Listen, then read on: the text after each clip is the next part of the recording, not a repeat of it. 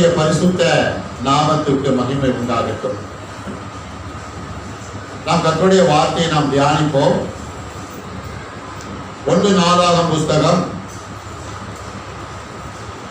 4வது அதிகாரம்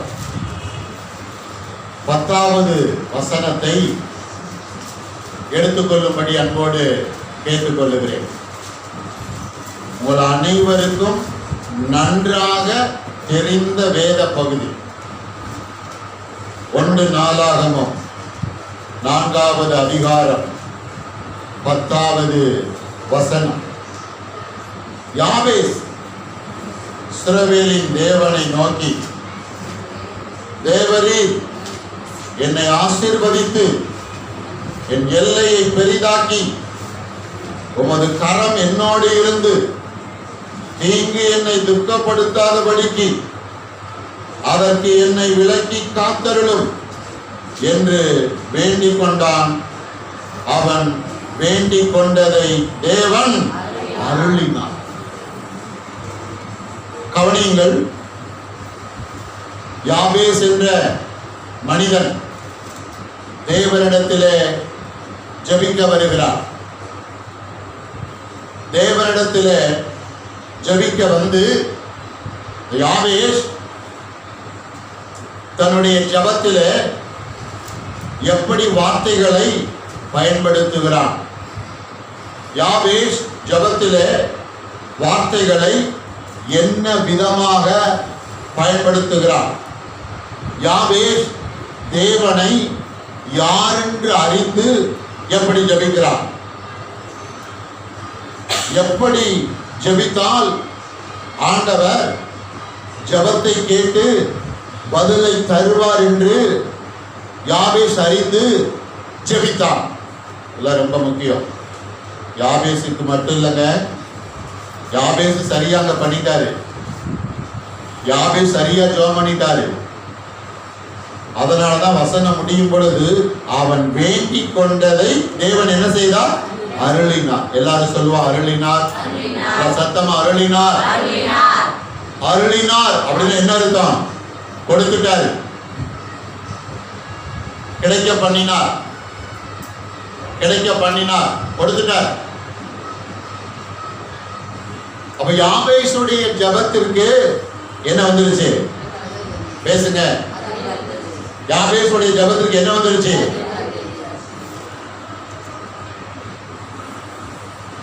அப்ப நீங்களும் நானும் செய்கிற ஜெபத்திற்கு பதில் வர வேண்டும் என்றால் எப்படி ஜெபிக்க வேண்டும்? எப்படி ஜெபிக்க வேண்டும்? அதற்கு தான் கொஞ்சம் இங்க ஒரு மாதிரி யாபேசுடைய ஜெபத்தை ஒரு மாதிரியாக என்ன செய்கிறோம்? பார்க்கிறோம். எப்படி ஜெபிக்க வேண்டும் என்று யாபேசுடைய ஜெபம் உங்களுக்கு முன்பாக ஒரு முன் மாதிரியாக என்ன செய்கிறது? இருக்கிறது. கவனிங்க. அநேக கிறிஸ்தவங்க ஜெபத்துல போய் என்ன செய்யறாங்க? கண்ட வார்த்தை என்ன செய்யறாங்க? அலப்புறாங்க. வேதம் சொல்லுகிறது, அஞ்ஞானிகளை போல் வீண் வார்த்தைகளை அளப்பாதிருங்கள். ஜெபிக்கும் பொழுது வீண் வார்த்தைகளை என்ன செய்யக்கூடாது? அளப்பக்கூடாது. ஜெபிக்கும் பொழுது எதிர்மறையான எண்ணங்களோடு ஜெபிக்க கூடாது. ஜெபிக்கும் பொழுது எதிர்மறையான வார்த்தைகளை பயன்படுத்தி ஜெபிக்க கூடாது. ஜெபிக்கும் பொழுது அவிசுவாசமான வார்த்தைகளை சொல்லி ஜெபிக்க கூடாது. ஜெபிக்கும் பொழுது வீணான வார்த்தைகளை, தேவன் விரும்பாத வார்த்தைகளை சொல்லி என்ன செய்யக்கூடாது? ஜெபிக்க கூடாது. பாருங்க, சிலர் நினைக்கிறாங்க ஜெபத்துல போய் ஆண்டவர்கிட்ட கெஞ்சினா கர்த்தர் என்ன பண்ணுவாரு? ஜெபத்துக்கு பதில கொடுத்துருவாரு. ஜெபம் பண்ணும் போது அழுந்தா ஆண்டவர் ஜெபத்துக்கு என்ன செஞ்சிருவாரு? பதில கொடுத்துருவாரு. இதெல்லாம் அவருடைய அறியாமையாக என்ன செய்கிறது? இருக்கிறது. பாருங்க, முதலாவது நமக்கு தேவன் இன்னார் என்று அறிகிற ஞான வெளிச்சம் நாளுக்கு நாள் அதிகமாக என்ன செய்கிறது? தேவைப்படுகிறது. தேவன் இன்னார் அப்படின்னு என்ன அர்த்தம்? தேவன் யார் என்று அறிந்து கொள்ளுகிற, தேவன் எப்படியாப்பட்டவர் என்று அறிந்து கொள்ளுகிற ஞான வெளிச்சம். ஞான வெளிச்சம். இந்த உலகத்துல யாரையோ அறிஞ்சு கொள்றோம், இந்த உலகத்துல எதையோ அறிஞ்சு கொள்றோம், அதனால எந்த பிரயோஜனமும் இல்லை. ஆனா தேவன் யார் என்று எந்த பிள்ளை அறிந்து கொள்ளுகிறதோ, தேவன் எப்படியாப்பட்டவர் என்று எந்த பிள்ளை அறிந்து கொள்ளுகிறதோ, அந்த பிள்ளை தேவனிடத்தில் சரியாக என்ன செய்யும்? ஜெபம் செய்யும். சரியான வார்த்தைகளை பயன்படுத்தி என்ன செய்யும்? ஜெபம் செய்யும். தேவனோடு நெருங்குகிற பிள்ளைகள், தேவனுடைய வார்த்தையோடு நெருங்குகிற பிள்ளைகள் சரியா வார்த்தைகளை சொல்லி ஜெபித்து ஜெபத்துக்கு என்ன செய்வார்கள்? பதிலை பெற்றுக்கொள்ளுவார்கள். நன்றாக தெரிந்து கொள்ளுங்கள், நீங்கள் ஜெபிக்கும் பொழுது வார்த்தைகளை சொல்லிதான் என்ன செய்ய வேண்டும்? ஜெபிக்க வேண்டும். கர்த்தருடைய வசனத்தை சொல்லிதான் என்ன செய்ய வேண்டும்? ஜெபிக்க வேண்டும். வாக்கு தத்தங்களை நினைவு கூர்ந்து என்ன செய்ய வேண்டும்? ஜெபிக்க வேண்டும். ஜெபிக்க வேண்டும். எப்போதும் வசனத்தை மையமாக வைத்து என்ன செய்ய வேண்டும்? ஜெபிக்க வேண்டும். நீங்கள் ஜெபிக்க வருகிறீர்கள் என்றால் என்ன காரியத்துக்கு ஜெபிக்க போகிறீர்களோ அந்த காரியம் சம்பந்தப்பட்ட வசனத்தை எடுத்து வைத்துக் கொண்டு ஜெபிக்க வேண்டும். ஏதாவது காரியங்கள் மாற வேண்டும் என்றால் அதை மாற்றக்கூடிய வசனத்தை எடுத்து வைத்துக் கொண்டு ஜெபிக்க வேண்டும். ஏதாவது நடக்க வேண்டும் என்றால் அதை நிறைவேற்றுகிற வசனங்களை எடுத்து வைத்துக் கொண்டு ஜெபிக்க வேண்டும். தேவைகள் சந்திக்கப்பட வேண்டும் என்றால் தேவைகளை சந்திக்கிற வசனங்களை எடுத்து வைத்துக் கொண்டு ஜெபிக்க வேண்டும். சமாதானம் வர வேண்டும் என்றால் சமாதானத்தை கொடுக்கிற வசனங்களை எடுத்து வைத்துக் கொண்டு ஜெபிக்க வேண்டும். நோய் வியாதிகள் மாற வேண்டும் என்றால் நோய் வியாதிகளை மேற்கொள்ளுகிற வசனங்களை எடுத்து வைத்துக் கொண்டு என்ன செய்ய வேண்டும்? ஜெபிக்க வேண்டும். பிரச்சனைகள் மாற வேண்டும் என்றால் பிரச்சனைகளை மாற்றுகிற வசனத்தை எடுத்து வைத்துக் கொண்டு ஜெபிக்க வேண்டும். பாவத்தை மேற்கொள்ள வேண்டும் என்றால் பாவத்தை மேற்கொள்ளுகிற வசனங்களை எடுத்து வைத்துக் கொண்டு என்ன செய்ய வேண்டும்? ஜெபிக்க வேண்டும். அப்போ நீங்கள் எதற்கு ஜெபிக்க போகிறீர்களோ அதற்கு நீங்கள் முதலாவது உங்கள் இருதயத்திலே மனதிலே எதை எடுத்து வைத்துக் கொள்ள வேண்டும்? வசனத்தை எடுத்து வைத்துக் கொண்டு அதை நாவின் வழியாக விசுவாசத்தோடு பயன்படுத்தி என்ன செய்ய வேண்டும்? ஜெபிக்க வேண்டும். இங்கே யாவேஸ் அப்படிதான் என்ன செய்கிறான்? ஜெபிக்கிறான். சில குறிப்புகளை சொல்லி ஜெபிக்கிறான். எப்படி? தேவரீ என்னை ஆசீர்வதித்து, என்ன சொல்றான்? தேவரீ என்னை ஆசீர்வதித்து. அப்போ யாவேஸ் எவ்வளவு ஒரு உறுதியா இருக்கான் பாருங்க. கர்த்தர் யாரு? ஆசீர்வதிக்கிறவர். ஒரு ஆண் சொல்லுங்களேன். கர்த்தர் ஆசீர்வதிக்கிறவர் என்று அந்த இடத்துல யாவேஸ் எப்படி இருக்கிறான்? உறுதியா இருக்கிறான். ஆண் சொல்ல போறீங்க. கர்த்தர் ஆசீர்வதிக்கிறவர். கர்த்தர் ஆசீர்வதிக்கிறவர் என்பதை யாவேஸ் கண்டுபிடித்ததினாலே கர்த்தரிடத்தில் போய் அவன் என்ன கேட்கிறான்? நீர் என்னை என்ன செய்யும்? ஆசீர்வதி. அப்ப முதல் நீங்க என்ன கேட்கணும்? கர்த்தர்ட்ட என்ன கேட்கணும்? உங்களுக்காக என்ன கேட்கணும்? என்ன செய்யுங்க? ஆசீர்வதிங்க சொல்லணும். ஏன்? நீங்க ஆசீர்வாதமா இருந்தாதான் மற்றவர்களுக்கு நீங்கள் எப்படி இருக்க முடியும்? ஆசீர்வாதமா இருக்க முடியும். நீங்கள் ஆசீர்வாதமா இருந்தாதான் மற்றவர்களுக்கு எப்படி இருக்க முடியும்? ஆசீர்வாதமா இருக்க முடியும். யாவேசுக்கு தெரிஞ்சிருக்கு, நான் ஆசீர்வாதமா இருந்தாதான் என் மூலமா மற்றவர்கள் எப்படி இருப்பார்கள்? ஆசீர்வாதமா இருப்பார்கள். நான் ஆசீர்வாதமா இருந்தால்தான் அந்த ஆசீர்வாதத்தை மற்றவர்களுக்கு பகிர்ந்து என்ன செய்ய முடியும்? கொடுக்க முடியும். எத்தனை ஆங்கில போறீங்க? நீங்கள் ஆசீர்வாதமா இருந்தாதான் மற்றவர்களுக்கு ஆசீர்வாதமா இருக்க முடியும். நீங்கள் ஆசீர்வாதமா இருந்தால்தான் அந்த ஆசீர்வாதத்தை மற்றவர்களுக்கு பகிர்ந்து கொடுக்க முடியும். அப்படி என்றால் உங்கள் சரீரம் என்ற, உங்கள் ஆவி, ஆத்மா, சரீரம் என்ற பாத்திரம் எப்போதும் ஆசீர்வாதத்தினால என்ன செய்யணும்? நிரம்பி வழி. உங்க வாழ்க்கை, உங்க குடும்பம், உங்க வீடு, உங்களுக்கு உண்டான எல்லாம் ஆசீர்வாதத்தினால என்ன செய்யணும்? நிரம்பி வழியணும். நிரம்புறது உங்களுக்கு, நிரம்பி வழிகிறதுக்கு, நிரம்பி வழிகிறது யாருக்கு? மற்றவர்களுக்கு. எத்தனை ஆமையில போறீங்க? அப்ப ஜெபம் பண்ணும் போது நீங்க எப்படி ஜெபிக்கணும்? அவரை எப்படி பார்த்து நீங்க ஜெபிக்கணும்? எப்படி பார்த்து ஜெபிக்கணும்? அவர் யார்? என்னை ஆசீர்வதிக்கிறவர். உங்க மனதை நம்ப வைக்கணும். உங்க மனதை நம்ப வச்சு அப்புறம் நீங்க விசுவாசமா போய், ஆண்டவரே என்னை என்ன செய்யுங்க? ஆசீர்வதிங்க. ஒரு அமைஞ்சல. சில பேர் இருக்காங்க, அவங்களே அவங்களை என்ன பண்ணிக்கிருவாங்க? சபிச்சுக்கிருவாங்க. அவங்களே அவங்களுக்கு தூஷணமான வார்த்தையை சொல்லி என்ன பண்ணுவாங்க? ஆமா, சொல்லிக்கிருவாங்க. அப்ப உள்ள பாருங்க, பிசாசின் சுபாவம் என்ன செய்யுது? இருக்குது. வார்த்தை உள்ள இல்ல, வசனம் உள்ள இல்ல. அதனால நீங்க ஜெபம் பண்ணும் பொழுது உங்களுக்காக தனிப்பட்ட முறையில உங்களுக்கு ஜெபம் பண்ணும் போது உங்களை ஆசீர்வதிச்சு என்ன செய்யுங்க? ஆமா, ஆசீர்வாதத்தின் மேல யாபேசுக்கு எவ்வளவு ஒரு வாஞ்ச, ஆசீர்வாதத்தின் மேல யாபேசுக்கு எவ்வளவு தாகம், ஆசீர்வாதத்தை யாபேசு எவ்வளவு விரும்புறான் பாருங்க. அதனால போனவன என்ன கேட்கிறான்? தேவரீர் என்ன செய்யும்? ஆசீர்வதியும். ஒரு ஆமென் சொல்லுங்களேன். அவன் என்ன சொல்றான்? தேவரீர் என்னை ஆசீர்வதியும். என்னை ஆசீர்வதிச்சா நான் அநேகருக்கு எப்படி இருப்பேன்? ஆசீர்வாதமா இருப்பேன். கையை வைத்து எல்லாரும் ஆமென் சொல்லுங்களேன். பக்கத்துல பார்த்து நல்லா சிரிச்சு சொல்லுங்க. ஆமா, நல்லா சொல்லுங்க. தேவரீர் என்னை ஆசீர்வதியும். தேவரீர் என்னை ஆசீர்வதியும். கையை உயர்த்தி சொல்லுவோம். தேவரீர் என்னை ஆசீர்வதியும். தேவரீர் எங்களை ஆசீர்வதியும்.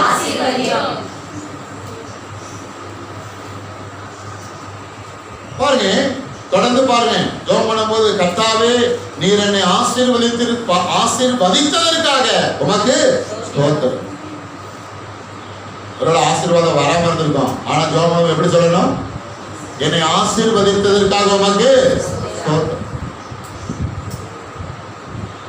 இதான் விசுவாசமா ஜெபம் பண்றது, நேர்மறையா ஜெபம் பண்றது. நம் தேவன் இல்லாதவைகளை இருக்கிறது என்று அழைக்கிறது. ஆசீர்வாதம் இல்லாம இருக்கலாம், அதுக்காக அது இல்லைன்னு சொல்லி அர்த்தம் இல்லை. அது தூரமா இருக்குன்னு சொல்லி அர்த்தம் இல்லை. அது உங்க பக்கத்துல இருக்கு, மறைஞ்சிருக்கு. உங்க பக்கத்துல எப்படி இருக்கு? மறைஞ்சிருக்கு. நீங்க வாய் திறந்து அழைக்கும் போது அது உங்களுக்கு சொந்தமா மாறிடும். விசுவாசிக்கிற ராமன் சொல்லுங்களேன். கர்த்தாவே என்னை ஆசீர்வதித்ததற்காக ஸ்தோத்திரம். கர்த்தாவே எங்களை பிள்ளைகளை ஆசீர்வதித்ததற்காக ஸ்தோத்திரம். கர்த்தாவே எங்கள் வாழ்க்கையை ஆசீர்வதித்ததற்காக ஸ்தோத்திரம். கர்த்தாவே எங்கள் சபையை ஆசீர்வதித்ததற்காக ஸ்தோத்திரம். ஒரு ஆமென் சொல்லுங்களேன். ஆமா. ரெண்டாவது என்ன சொல்றான்? என் எல்லையை என்ன ஆக்கி பாருங்க. பைபிள்ல சொல்லி இருக்கு, நீங்கள் குறுகி போவது இல்லை. சிறுவர் ஜனங்கள் பெருகிட்டே இருந்தாங்க, ஜனக்கூட்டமும் பெருகிச்சு, அவங்க குடியிருப்பு என்ன பண்ணது? பெருகினது. எத்தனை பேர் பெருக விரும்புறீங்க? நீங்க பெருகணும். உங்களுடைய வாழ்க்கையை என்ன செய்யணும்? பெருகணும். உங்க எல்லைகளை என்ன பண்ணணும்? விரும்புகிற ஆமைகள் கட்ட சொல்ற. நீங்க குறுகி போவது இல்லை, நீங்க குறுகி போவது இல்லை. உங்கள் எல்லைகள் பெருக வேண்டும் என்று கர்த்தர் விரும்புகிறார். நீங்கள் பெருக வேண்டும். பொருளாதாரத்திலே நீங்கள் பெருக வேண்டும். சரீர ஆரோக்கியத்திலே நீங்கள் பெருக வேண்டும். பரிசுத்தத்திலே நீங்கள் பெருக வேண்டும். சமாதானத்திலே, ஞானத்திலே நீங்கள் பெருக வேண்டும். இல்லையா? வீடு வாசலிலே நீங்கள் பெருக வேண்டும். மேன்மையிலே நீங்கள் பெருக வேண்டும். நன்மையிலே நீங்கள் பெருக வேண்டும். நல்லவர்கள் என்பதிலே நீங்கள் பெருக வேண்டும். ஒரு அமைச்சர்கள் எதுல? நல்லவர்கள் என்பதிலே பெருக வேண்டும் சொல்றான். எல்லையை பெரிதாக்கும். என் வாழ்க்கை எல்லையை பெரிதாக்கும், என் குடும்பத்தின் எல்லையை பெரிதாக்கும், குடியிருப்பின் எல்லையை பெரிதாக்கும், என் சமாதானத்தின் எல்லையை பெரிதாக்கும், என் ஆரோக்கியத்தின் எல்லையை பெரிதாக்கும், என் பொருளாதாரத்தின் எல்லையை பெரிதாக்கும். எத்தனை பேர் கேட்க போறீங்க? அவன் ஜபத்துல போய் இப்படி வார்த்தையில பயன்படுத்தும், நேர்மறையா பேசணும். நல்லா புரிஞ்சுக்கோங்களேன். கிறிஸ்தவங்களா இருப்பாங்க, ஆனா வசனத்துல நிரம்பி இருக்க மாட்டாங்க. அவங்க எப்படி ஜெபம் பண்ணுவாங்க? இல்லாததை போட்டு, தேவையில்லாததை, குழப்பமானதை, கர்த்தர் விரும்பாத சொற்கள். ஒரு நாள் கர்த்தர் அதை கேட்க மாட்டார், அதை அங்கீகரிக்க மாட்டார். கவனிங்க, நீங்கள் ஆராதிக்கிற கர்த்தர் இரக்கம் உள்ளவர், ஆனால் அவர் பிரமாணங்களின்படி செயல்படுகிறவர். வேதம் என்ற வார்த்தை என்ற பிரமாணங்களின்படி செயல்படுகிறவர். எத்தனை பேர் ஆமென் சொல்ல போறீங்க?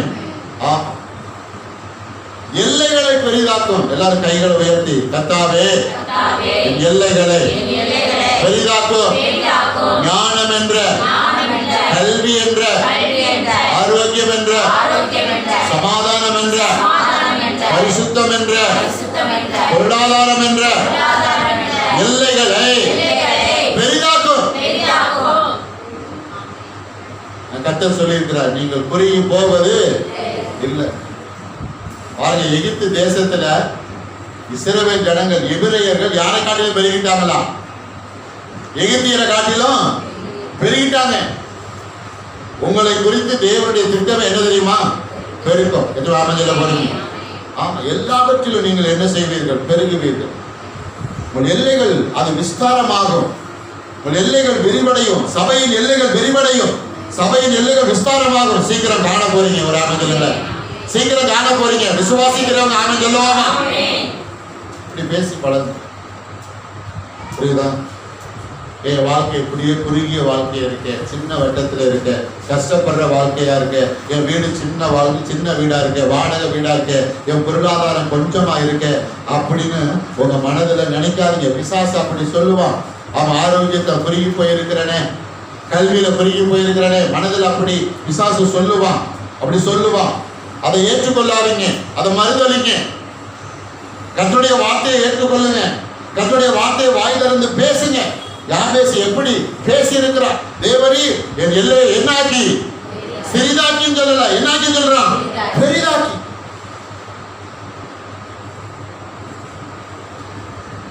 சில உலகத்தாலாம் பேசுவாங்க போறீங்களா?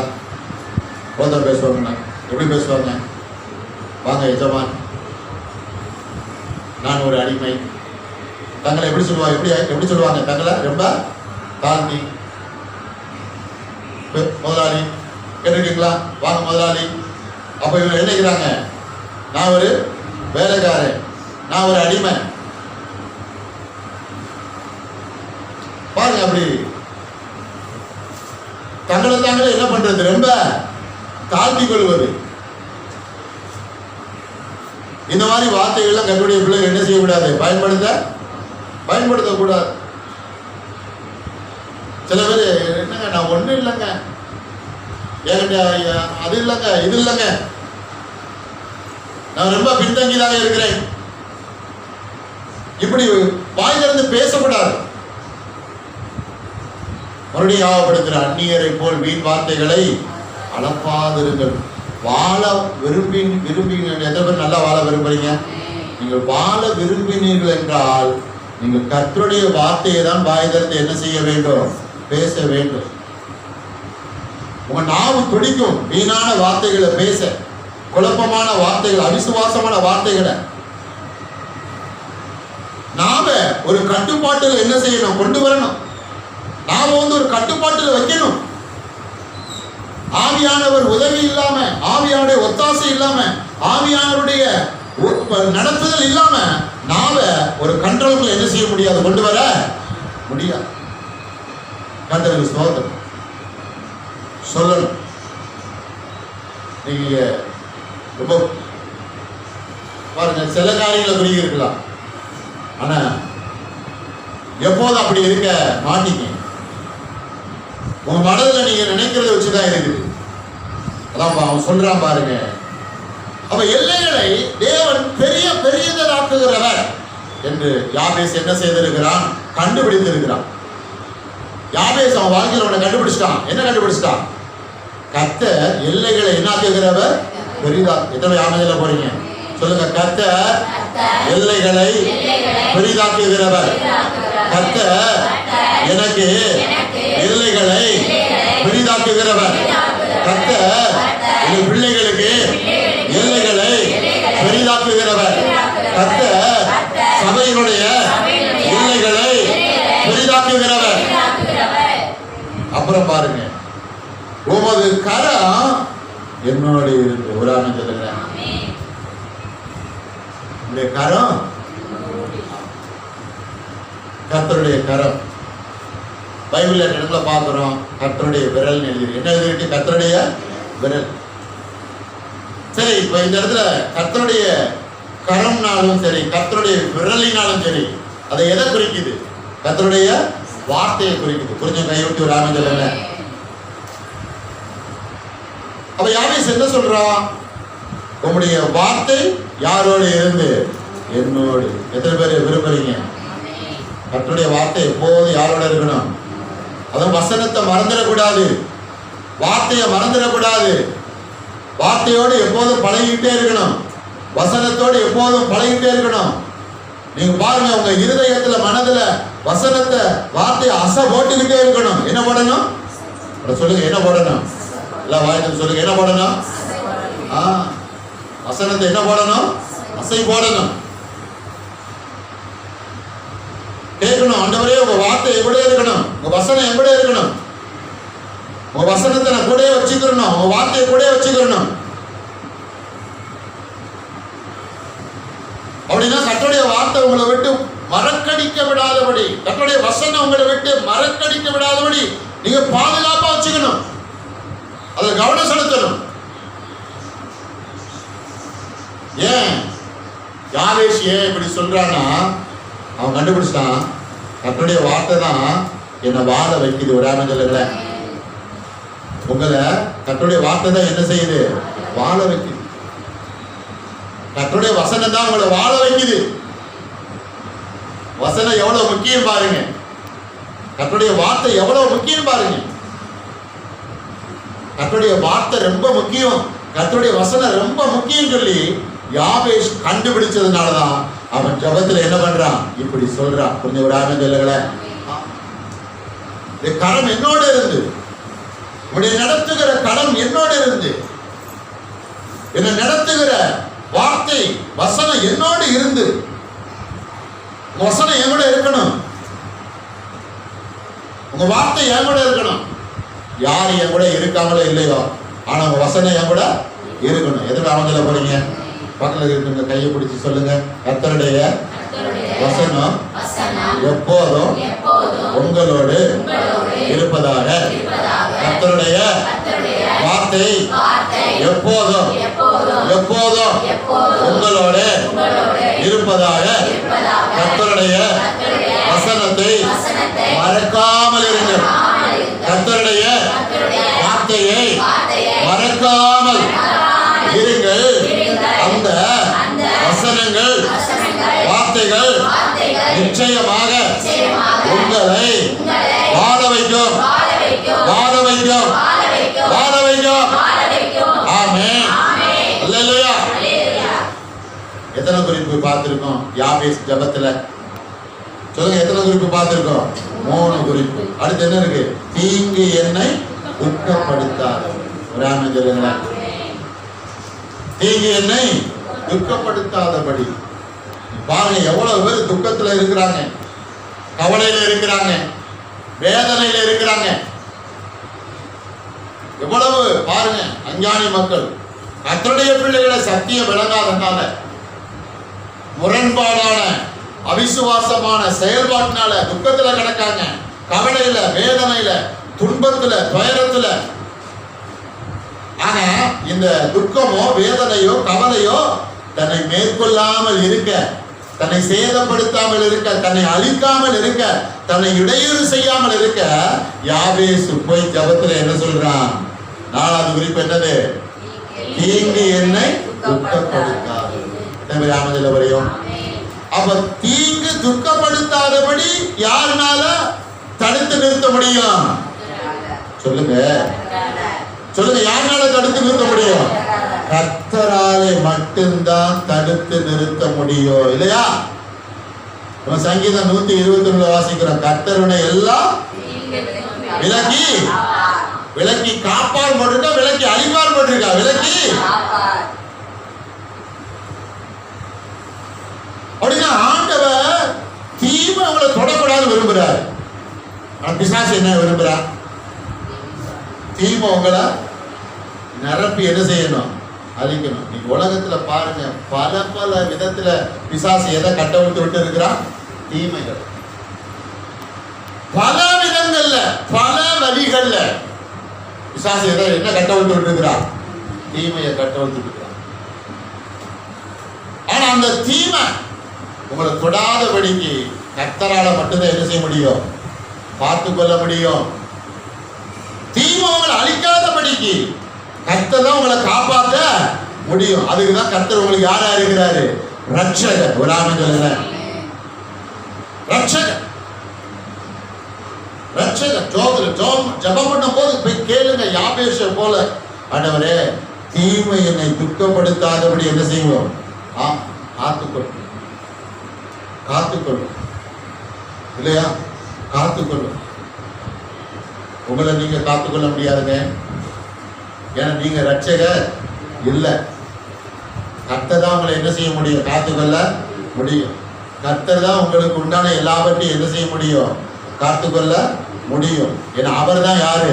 ரட்சகர். எத்தனை பேர் ஆமென்ல போறீங்க? இப்படி வார்த்தைகளை பயன்படுத்துங்க. ஜெபம் பண்ணும் போது இப்படி வார்த்தைகளை பயன்படுத்துங்க. உங்களுக்கு நடக்க வேண்டியதெல்லாம் நடந்துருச்சுன்னு சொல்லி ஜெபத்துல பயன்படுத்துங்க. ஒரு ஆமென் சொல்லுவோமா? முடிய வேண்டியதெல்லாம் முடிஞ்சிருச்சுன்னு சொல்லி பயன்படுத்துங்க. வர வேண்டியதெல்லாம் வரவே வந்துருச்சுன்னு சொல்லி ஜெபத்துல வார்த்தையை சொல்லி பயன்படுத்துங்க. எத்தனை பேர் ஆமென்ல போறீங்க? கர்த்தருடைய வார்த்தைகள் எல்லாம் எப்படி இருக்கிறது? ஆம் ஆமென் என்று, ஆம் ஆமென் என்று. பக்கத்துல இருக்கவங்க பார்த்து நல்லா கையை கொடுத்து நல்லா சிரிச்சு சொல்லுங்க, தீமை உங்களை துக்கப்படுத்த கர்த்தர் விடமாட்டார். தீமை உங்களை மேற்கொள்ள கர்த்தர் அனுமதிக்க மாட்டார். கை வைத்து சொல்லுவோம், தீமை எங்களை மேற்கொள்ள கர்த்தர் அனுமதிக்க மாட்டார். தீமை எங்களுக்கு உண்டான எல்லாவற்றையும் மேற்கொள்ள கர்த்தர் அனுமதிக்க மாட்டார். எல்லா வழியிலும் கர்த்தருடைய ரத்தத்தை பூசியவளை என்ன செய்கிறார்? பாதுகாக்கிறார். எகிப்து தேசத்துல சங்காரக்கார தூதன் இஸ்ரவேல் ஜனங்களை தொடாதபடி ரத்தத்தினால என்ன செய்தார்? பாதுகாத்தார். பாருங்க, இஸ்ரவேலுக்குள்ள தீமை என்ன செய்யல? வரல. எத்தனை பேர் விசுவாசிக்கிறீங்க? தீமை எனக்குள்ள என்ன செய்யாது? வராது. தீமை எங்களுக்குள்ள என்ன செய்யாது? வராது. தீமை எங்க வீட்டுக்குள்ள வர முடியாது. சில அஞ்ஞானிகள்லாம் பார்க்குறோம்ல, ஆமா தீமை வரக்கூடாது, காத்துக்கருக்கு வரக்கூடாது. பாருங்க, பார்த்தீங்கன்னா வாசல்ல பாருங்க, மரத்தோட வேற என்ன பண்ணுவாங்க? விட்டு ஆலமரம் அரச மரத்தை என்ன பண்ணிடுவாங்க? ஆலமரம் வேற அரச மரம் வேற கொண்டு கட்டி என்ன பண்ணிடுவாங்க? தொங்க விட்டுருவாங்க, இல்லையா? நீங்க யாராவது ஏதாவது கட்டி தொங்க விட்டுருக்கீங்களா? அதெல்லாம் தொங்க விட்டீங்கன்னா பாருங்க, அதனால உங்களுக்கு ஒரு பிரயோஜனம் இல்லை. அதனால மேற்கொண்டு தீமை தான் என்ன ஆகும்? அதிகமாகும். எப்போதும் பாருங்க, இருதயத்துல மனதுல உணர்வு கர்த்தருடைய வார்த்தையை என்ன செய்கிறது? பாதுகாக்கிறது. கர்த்தருடைய வார்த்தைகளை என்ன செய்கிறது? பாதுகாக்கிறது. கர்த்தருடைய வார்த்தை எங்களுக்கு உண்டான எல்லாருக்கும் என்ன செய்கிறது? பாதுகாக்கிறது. கர்த்தருடைய ரத்தம் என்னை பாதுகாக்கிறது. கர்த்தருடைய ரத்தம் எங்களை பாதுகாக்கிறது. கர்த்தருடைய ரத்தம் எங்கள் பிள்ளைகளை பாதுகாக்கிறது. கர்த்தருடைய ரத்தம் எங்களுக்கு உண்டான எல்லாவற்றையும் என்ன செய்கிறது? பாதுகாக்கிறது. எத்தனை பேர் விசுவாசமா சொல்ல முடியும்? ஜபத்துல போய் கண்டதையும் கொட்டாதீங்க. புரியுதா? வசனத்தை சொல்லி விசுவாசமா கோர்வையா ஜெபம் பண்ணோம். அந்த ஜபத்துக்கு தான் என்ன வரும்? பதில் வரும். முடிக்க போறேன். அப்புறம் அதற்கு என்னை விலக்கி காத்தருளும். அதற்கு என்ன விலக்கி காத்தருளும். பிசாசுக்கு ஆண்டவர் உங்களை என்ன செய்யற? விலக்கி காத்தரு. பிரச்சனைகள், நோய் வியாதிகள், வீண் சண்டைகளுக்கு, குழப்பங்களுக்கு, பயங்கள், அகால மரணங்கள் விலக்கி என்ன செய்கிறாரா? நம்மை நாமே என்ன செய்ய முடியாது? விலக்கி காத்துக்கொள்ள முடியாது. அதனால கேட்கிறோம், ஆண்டவரே இவைகளுக்கு, இந்த தீமைகளுக்கு, இந்த உபத்திரவங்களுக்கு, இந்த பிரச்சனைகளுக்கு, இந்த போராட்டங்களுக்கு என்னை விலக்கி காத்தரணும். அதுல நான் அகப்பட்டுக் கொள்ளக்கூடாது, அதுல போய் நான் சிக்கிக் கொள்ளக்கூடாது. விலக்கி பாவம் செய்யக்கூடாது நினைக்கிறேன், உள்ள இருந்து தூண்டுது.